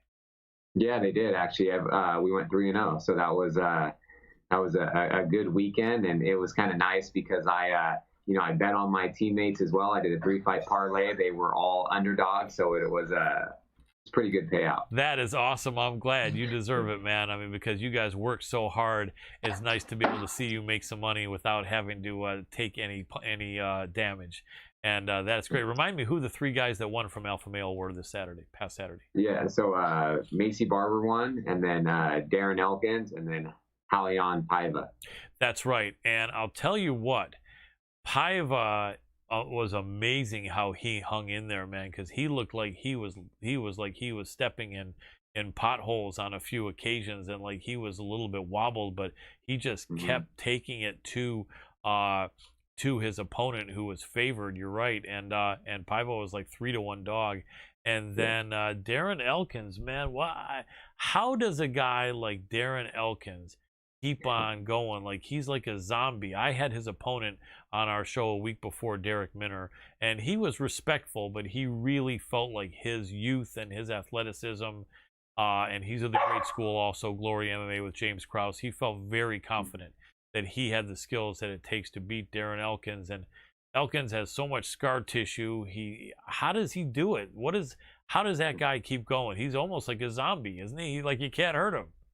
He's the damage, he's got it tattooed across his chest for a reason, but Darren said it before too, it's like these guys are younger, they're more athletic, they're faster, they're more powerful, but Darren, he has conditioning for days, and he's technically sound, and once he gets it to the ground, it's like he just has to I would call it the old rope-a-dope. He tires these guys out, and then he'll break them. Like, as long as and he continues to get better and better with his striking and everything. But he's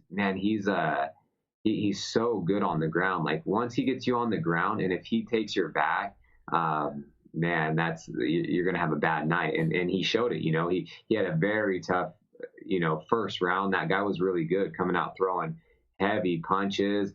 He was taking him down. He kept going for so many submissions. But that guy is so damn hard to submit. He's like, he'll just keep fighting and fighting. And I wonder how many submissions he actually defended in the first round. And then I feel like Minner might have just kind of gassed himself out. And that was kind of the game plan going into that fight for Elkins. They knew he was tough. They knew he was going to come out really hard. And, he kind of withstood the first round, and then got him tired. And he kind of just got so exhausted. And that's the worst thing in any sport, especially fighting, wrestling, whatever it may be. When you get tired, it's like it makes a coward out of all of us. You know yes. what I mean? And, yes. Yeah. They say that exhaustion makes a coward out of all of us. Absolutely. And I've never been a professional fighter, but just growing up training in sports and martial arts, I remember that. It's really true.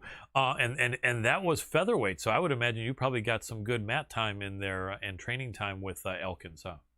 Yeah, he's been with the team for quite some time now. I want to say five years or so. So yeah, he's always one of my main training partners. And if I was in the gym, I would have gave him looks and things like that. But several times, I'll be a training partner for him, and vice versa. So he's a great guy, such a hard worker, and he continues to kind of shut down or just like he was a big underdog too. He's been an underdog. I think he's won 10 fights being an underdog in Vegas. So that's someone you want to bet the house on when he fights. Without a doubt. Now, in speaking with Derek Minner before, and he was all respectful of Elkins, and but obviously a fighter has to be confident. We were talking about the fight that I think created the Darren Elkins legacy, that Mirsad Bektik fight from about 4 years ago, where Bektik was like beating the brakes off of Darren, and Darren just hung in there and just turned the tables on him. And Minner was saying that Bektik trained out in Nebraska, where he did. It's funny, I was sure Bektik was a European guy, and he may have been, but apparently he spent years in the Midwest. Yeah, he's from Bosnia, but he wrestled out there in Nebraska and with Jordan Burroughs and all the, but I think his family, I don't know if he was born in Bosnia, but I know he represents the country. Right. And I appreciate that. Didn't know he had that that wrestling pedigree or with some of those guys. But Minner pointed out that it did seem like Bektik kind of gassed a little bit against Darren. And Minner was, I think, aware of that, and they train really hard and really smart over at Glory MMA with James Krause. Yeah. My question to you, and not maybe specifically only looking at the Minner-Bektik fight, but if a fighter knows that, and also same thing when Paiva's opponent, the Matrix, Kyler Phillips, you have these guys that are really good, and they train hard, and their cardio is good, and they even know that they're going to need cardio probably against these opponents, and yet it still seems like they gas out. Also looking at that amazing striking matchup with Adrian Yanez against Randy Costa. Is it all a gas tank thing? Is it like an adrenaline flush? Is part of it getting discouraged that you can't take this guy out? Or maybe the punishment put on you? I know a lot of people don't know that the more hurt, the more you start getting touched and hurt, the more it kind of squeezes the cardio out of you. But what is it, and let's say in those three instances, and what causes fighters who you think know that they needed the cardio, and all of a sudden you see them looking like they've gassed out? Yeah, it's hard to say, just because it's with, you see it with so many different fighters, and I think it comes into play their you know, their not their work ethic, because everyone's training hard, everyone's at the highest level, but I think it's like whether you're doing strength and conditioning, if your cardio is at the right level. I really don't know, but you do see it time and time again, like the Bektic and Elkins fight. You know, Yeah. Bektic was winning the fight for like 14 and a half minutes, and then he started to kind of gas, and then Duran will not stop. You know, he won't stop, and he found a little opening, hit him with a hard shot that hurt him, and then he head kicked him with like 10 seconds left and won that fight. Yep. It was like one of the biggest comebacks in UFC history. Yep. But then like I said, you see guys kind of fizzle out, and that's one thing, like I know from wrestling most of my life and at the college level that is the thing. When you get tired, it's like technique goes out the window. So many things kind of go out the window, you know what I mean? And so that's one thing I pride myself on too with cardio is, you know, people also say, oh, people with muscle, they have more muscle, so more oxygen has to flow through those muscles, and they'll gas. And that's the thing, even going back to the Burgos fight when I was fighting, you know, they said how much of a gas tank he has and things like that, and I won't be able to hang. And I was kind of seeing some of that stuff, and my coaches and teammates know, I was like, man, I can match anyone's cardio and I'll beat it. You know, I get my second win in the second, third round, and it just depends on the pace. You know, it's the pace that you set early. Maybe some people do come out of the gates just way too fast, and maybe their opponent sets a different type of pace, and they just can't sustain that for, you know, 2-3 rounds. And it's just, if you're not training the way that you're going to fight, you know, it's that also will inhibit you too, you know. So I literally, everything that I do in training is 100%, not saying like sparring and things like that, but it's just like I have an intention going into each workout, each practice, that, you know, I'm going to push myself to the absolute limit, and then I'm going to try to go further, because we're going to get tired in fights. Like you have to, you're going to get tired in a fight, but you have to, I personally, I welcome it. I accept it, you know, and then you'll kind of see, once you see someone start to break, it's like, that's when you put it on him more. And I think Duran, he has the same, like mindset I do too. You know, it's like, we're just going to keep going and going and going. And there's no way that like we'll ever stop, even if we're getting beat up. Like you literally have to finish us, have the ref step in, or, you know, put us away, because we're both going to continue to keep on coming, you know, and that's what he does. And, you know, he's super exciting to watch, and he's a great guy. So I'm super happy he won and got a $50,000 bonus. Absolutely. That is great to see. Do you think some of the younger fighters maybe make the mistake of watching tape and saying, you know what, all I got to do is put it on this guy for like 5 minutes to 7 minutes, and I'm going to break him? And they kind of maybe embrace that, and they basically say, I'm going to focus on this so much, I'm going to empower this so much that it can't help but happen. I'm going to manifest it. I'm going to visualize it. This guy, I'm going to break either by the end of the first round or early in the second. And then all of a sudden the fight comes, and that 7th minute is there, and the guy's still standing, and then you see the guy with that game plan looking like a deer in the headlights a little bit.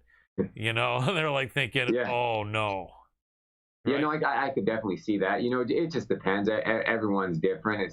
It all comes down to their mindset and their mentality. You know, if you're just training for 5 minutes, I'm going to break this guy in 5 minutes, he's not going to get out of the first round, and you're just, you know, that's kind of your intention, and then you go in there and the guy's tough as hell and he's not breaking. And then after you're sitting on the stool and you're like, oh man, I'm exhausted. My arms are heavy. My legs are heavy. You're not really listening to your coaches. The other guy's up there bouncing around, then that's going to screw with your head. You know what I mean? And then maybe that does cause some people to, you know, kind of fold or break in those situations. But I don't know. I find it challenging or kind of tough for maybe people believe that they're going to put someone away fast, but they have to be prepared for the full fight. You know what I mean? Like if I'm fighting 15 minutes, I'm going to be prepared for a 20-25 minute high paced fight. If I'm fighting a 25-minute fight, you better believe I'm going to be able to go for 6-7 rounds at a high pace. And I was fighting on the regional scene. I was fighting title fights and fighting 5-round fights. And the 4th, 5th round championship rounds, I'm getting fresher and fresher. I get a second wind, and I feel like I can just, go 10 rounds. Absolutely, and that's what it's all about. And I think that's where maturity comes in. I know there's anomalies where some of these guys are 25 years old and they're killing it in the UFC, but more of them are not. More guys are really starting to do well, either close to 30 or in their 30s. And I think a lot of younger millennials don't get that when they see their guy who's 26 or 24 or even 28 just come up short against more of a veteran fighter. And so I think maturity and composure has something to do with it. And I think also experience, man. I was going to say experience. Yeah. It's like you're talking about these guys. Yeah, they're strong, they're fast, they're athletic, they recover so fast, and it's tough when you're doing so well. And even I tell even a lot of younger fighters that are kind of getting into MMA and things like that, and they're fighting on the regional scene. They haven't really fought anyone too tough, and they're like 3, 4, 5-0, and they're like, I want to get on the Contender Series. I want to get in the UFC. I'm like, you have to develop, and of course you're gonna have maybe your first few fights you're having a easier fights, and then you have to start stepping up the level from there, and then you have to challenge yourself. You have to challenge yourself against some, like, if your goal is to be in the UFC, you should fight some UFC veterans. You should fight some guys with tons of experience, because it's hard to, I know it's a great goal and everything for people to accomplish, but if you're so young and you don't have that much experience and you want to get to the big show, that's a tough place to try to develop and kind of learn in the UFC, because you're going to fight tough people and maybe you won't run through these people. And then it starts to get in someone's head too. It's like, okay, I'm 5-0. I have 5 first-round knockouts. You get in the UFC, and then you're in a fight. You're in a dog fight. You know what I mean? Then you learn a lot about yourself right there. And if you're not mentally tough, that's when people will break. You know what I mean? And then you'll see people go 1-2 out of the UFC or 0-2 out. And that's just something that I'm glad the route I went coming up in the sport. I had tough goes and things like that. And I'm just grateful for that, the route that I went in my journey. But, just talking to all these younger fighters, just so about just wanting to get in the UFC. I'm like, man, just take your time. You're 22, you're 24, you have plenty of time. I wish I was in your position when I was that age. Absolutely. And I'm not a professional fighter, but sometimes in life I have younger friends that will say, I want to have my own successful business next year, where at 25 I'm the boss with 1,000 people under me and I'm driving a Rolls Royce. And I'm like, I mean, God bless you if you could do that, but in reality that's not reality for more than 0.1% of people at 25 years old. And so if you're thinking that quick, unfortunately, you can set yourself up for a lot of disappointment. You got to, no one, it seems like, really wants to pay dues. I think we can all think back to when we're 21. And if someone told us, look, if you work hard, you'll be able to be in this position by the time you're 25. And at 21, most of us will say, screw that. Are you kidding me? I have to wait 4 years to be really good and successful? No, I'm going to find some way around that. And you don't. You really don't. And I think, but it's just kind of a youthful thing. You feel like if I'm not already at the height of success at 25, then somehow I'm a loser. And sadly enough, that can, really break a lot of people when you realize that doesn't happen. But anyway, you're in a great position. I'm excited to see what is happening for you next. Is there anything in talks or anything you can share, or any 1 or 2 people that you'd like to fight? Because you're in the top 10 at featherweight, and I think that you against anyone in the top 10, top 5 is going to be a hell of a fight. But anything you can tell me, or anybody you're hoping to meet? Yeah, I'm still just kind of recovering, focusing on my knee. You know, it's I had a tough surgery. I was doing well from the get-go, and then for whatever reason, I just had a lot of complications from the surgery. So like 5 months after, I had to go back and do a few different procedures, and it's just been tough. So I've just been 100% focused on recovery. I was doing PT 4 or 5 times a week, working with my strength coach, working with my boxing coach. I just started getting back, working with my wrestling and jiu-jitsu coach, and just kind of drilling. But I'm really just focused on that. Like in my mind, I'm like, man, I want to get in there and fight before 2021's up. But right now it's a little too soon to tell. I'm just kind of taking it week by week, but I am making tons of progress. So I have to constantly zoom out and kind of see where I've come from and the things that I'm able to do now that I couldn't even do, a month ago, 2-3 months ago. So I'm just kind of taking it, day by day, week by week, and just kind of moving forward. But I'm hoping to get in there before 2021. I've fought every year since, who knows, 2010 or 11. So, I don't want to be inactive for an entire year. Right, but obviously you've got to be smart and and fight when you're ready. If you had to pick, let's say you couldn't pick Brian Ortega or Alexander Volkanovski because they're fighting each other, but if you could pick any of the other guys from Max Holloway to Zabit to Yair to Edson Barbosa to the Korean Zombie, anyone like that. If you had to pick your top 2 fun fights that have Mick Maynard and Sean Shelby said, Josh Emmett, you tell us 2 guys that you want, and we'll see if we can get one of them. Which 2 do you think you might pick?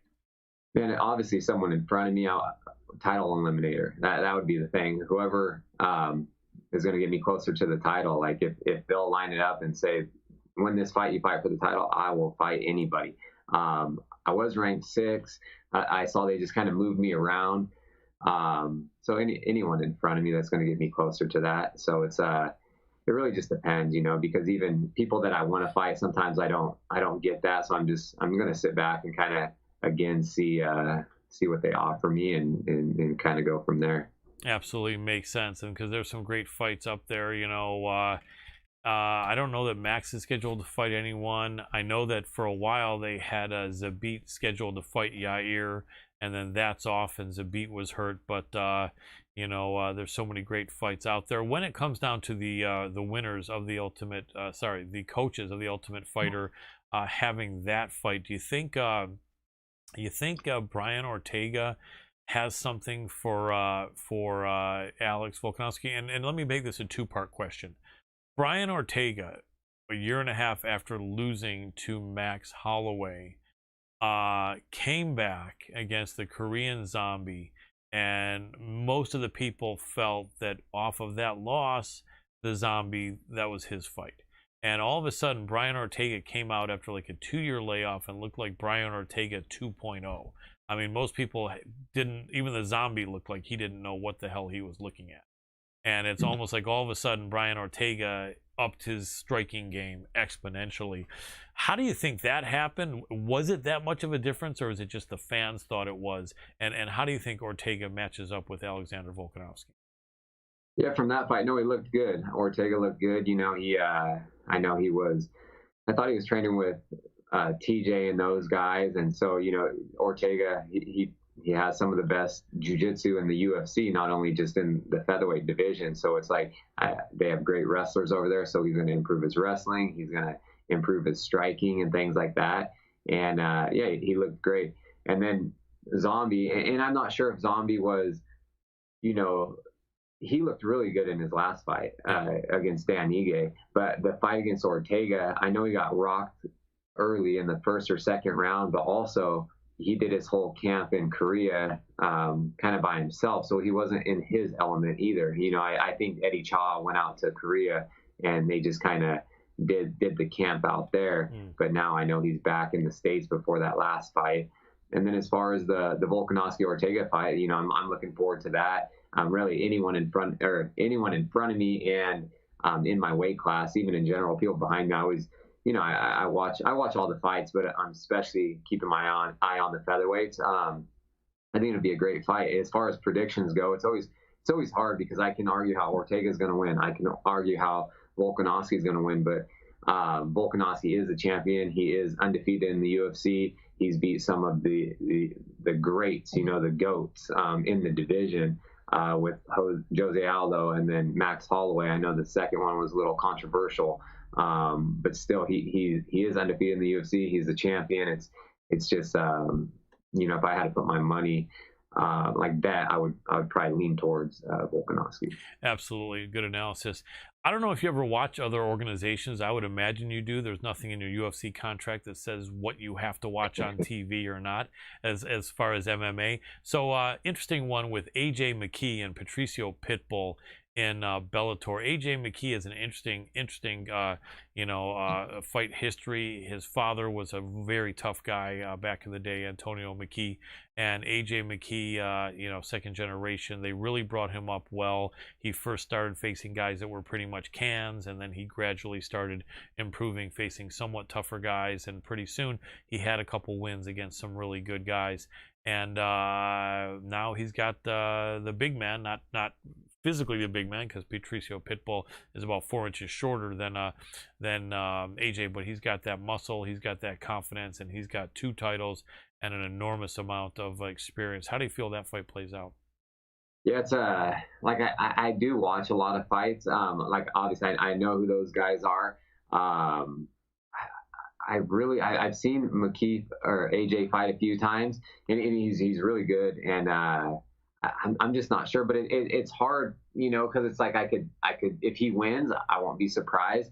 But then going back to Pitbull is a 2-division champion, things like that. He has the experience. I'm just excited to watch the fight. But anytime there's a champion involved and they've been at the top for a while, I usually will lean towards them a little bit more, unless it's some like I don't know. I was gonna say in the UFC, it's different just because when someone's coming up, when Ngannou was going to fight Stipe, things like that, then you can I'm kind of going with the champion just because he beat him before, but then I'm like, but Ngannou, if he lands a good punch, if he, there's a argument I can make for how he can beat the champion, but I don't follow too much of the promotion, so I will watch that. And we also have our guy Chris Gonzalez. He's fighting on he's on the main card as well. I think he's fighting the number 4 ranked guy in the lightweight division. So I'm excited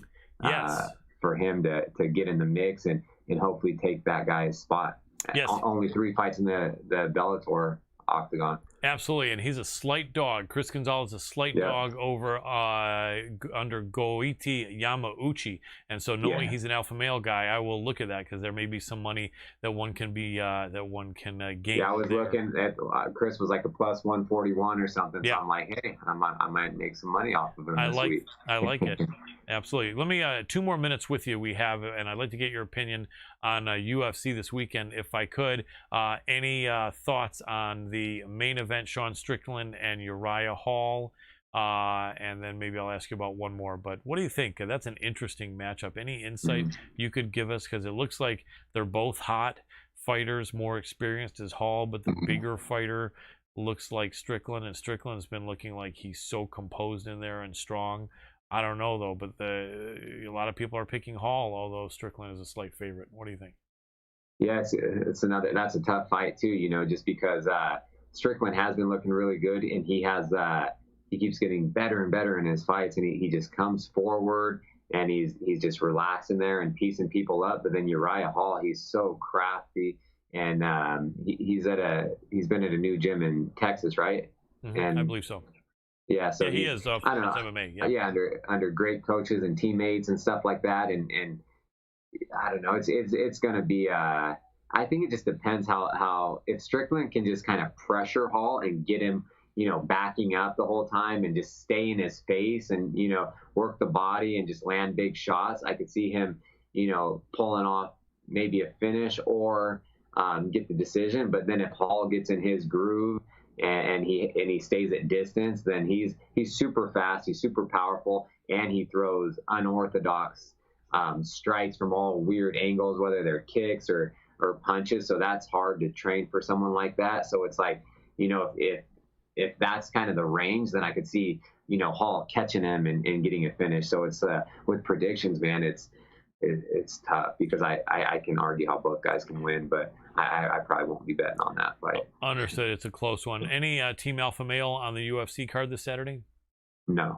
Okay, because we were looking at, there's some good fighters with the girls in there with Ashley Yoder and Jinyu Fry. I think one of my producers wanted me to get a 30-second opinion. If you know the girls there, Jinyu Fry. Yeah, I know Ashley Yoder. Yeah, she's tough. I don't know too much about Fry, but I'm sure if I saw her face, I would recognize her. And then, but I'm really not sure. I know Yoder's been training out at CSA now with those guys and Coach K, and so you know, her Muay Thai's looking a lot better from videos and previous fights that I've seen her in, and her jiu-jitsu game is pretty good. But so not really knowing the other lady, I would just go with Yoder. Absolutely, and I know Brian Barberena and Jason Witt's going to be a hell of a fight. Vanilla Gorilla. Barberena's a tough guy. Any quick pick on that one? Yeah, I'd go with Barberena. I don't really know too much about Witt, but I saw he was he's a talented fighter, and he's a big favorite, and yeah, a fan favorite. But then Barberena, big favorite. Yeah, here Barberena's a tough guy. Bam, bam, that's for sure. Well, Josh Emmett, man, I'm so glad you're healing up. I'm glad you're going to be smart as you have to, and just wait till you are ready. And then I know you want to jump in there before the end of this year. Let us know, man. I'm always excited to see you fight, and always appreciate your time. When you find out, you know, let us know. Obviously, if the news breaks somewhere else, it has to be that, you know, so we can't always get breaking news, but whatever you can tell us, and then we'd love to have you on a week or two before that to help promote the fight as well. For sure, yeah. I'll keep you guys posted. Thanks for having me on. You're welcome, and thank you so much, my friend. Appreciate you jumping on the MMA Power Hour. Josh Emmett, keep on healing up, man, and you have a great night. Really appreciate you. Yeah, you bet. Take care, you guys. Talk to you soon. Awesome. Take care. Bye-bye. And that was Josh Emmett. Dr. Adam Roorda, clock on the wall, says we have 3 minutes left or so. So while you're doing whatever the hell you just did, I will say we are excited to. We're excited. I'm trying to pull a Joe Rogan here right now. So all of you in Oklahoma, definitely go over and check out Tommy Chong's vapes. They are now available. It's some of the best out there. You got Purple Punch and Indica. You've got Mimosa Punch, a sativa. I was just smoking some of the sativa. It's actually some of the better product I've ever had. Actually, you'll love it. It's very high terpene. You can taste it. The flavor is so amazing, but it all comes together really well. So make sure to check out Tommy Chong's Cannabis. Ask your local dispensaries there in Oklahoma all about it. I know a lot of you are from Oklahoma, so you know, these great supporters of our show, and we just love these guys. Colin, thank you so much for another amazing episode. Thank you, Josh, Emmett. You are always a great guest. In fact, all three guests tonight, Chris Brown, Stitch Duran, and Josh Emmett, you all three are three of the most frequent guests on our show. We appreciate everything you guys have done to support everything with us, just the way we support you guys. So thank you so much. Everybody also make sure to head on over to our social media. It's at MMA Power Hour. Hit up our website, MMAPowerHour.com. Also, if you're looking for a high quality CBD oil, make sure to go on over to MMAPH.nesseshemp.com. And another great episode in the can, Colin. Thank you so much. Thank you all. I'm tapping out and handing it over to Colin. Awesome. Thank you so much, Dr. Adam Roorda, for all you do. Absolutely fantastic. And ladies and gentlemen, thank you so much for joining us. Hope you enjoyed 3 great guests that we appreciate and are so grateful to in order of appearance. Mr. Stitch Duran, Mr. Chris Brown, and Mr. Josh Emmett. Thank you all for joining us, and go out and spread the love in a positive way. Be that guy, be that girl. Take care of all your people and let people know you got their back. Take good care of your pets. Make sure they have a cool place and fresh, cool water and food, you know, during this hot summer. That's about it for our entire team. I'm Colin Crandall, and I'm tapping out.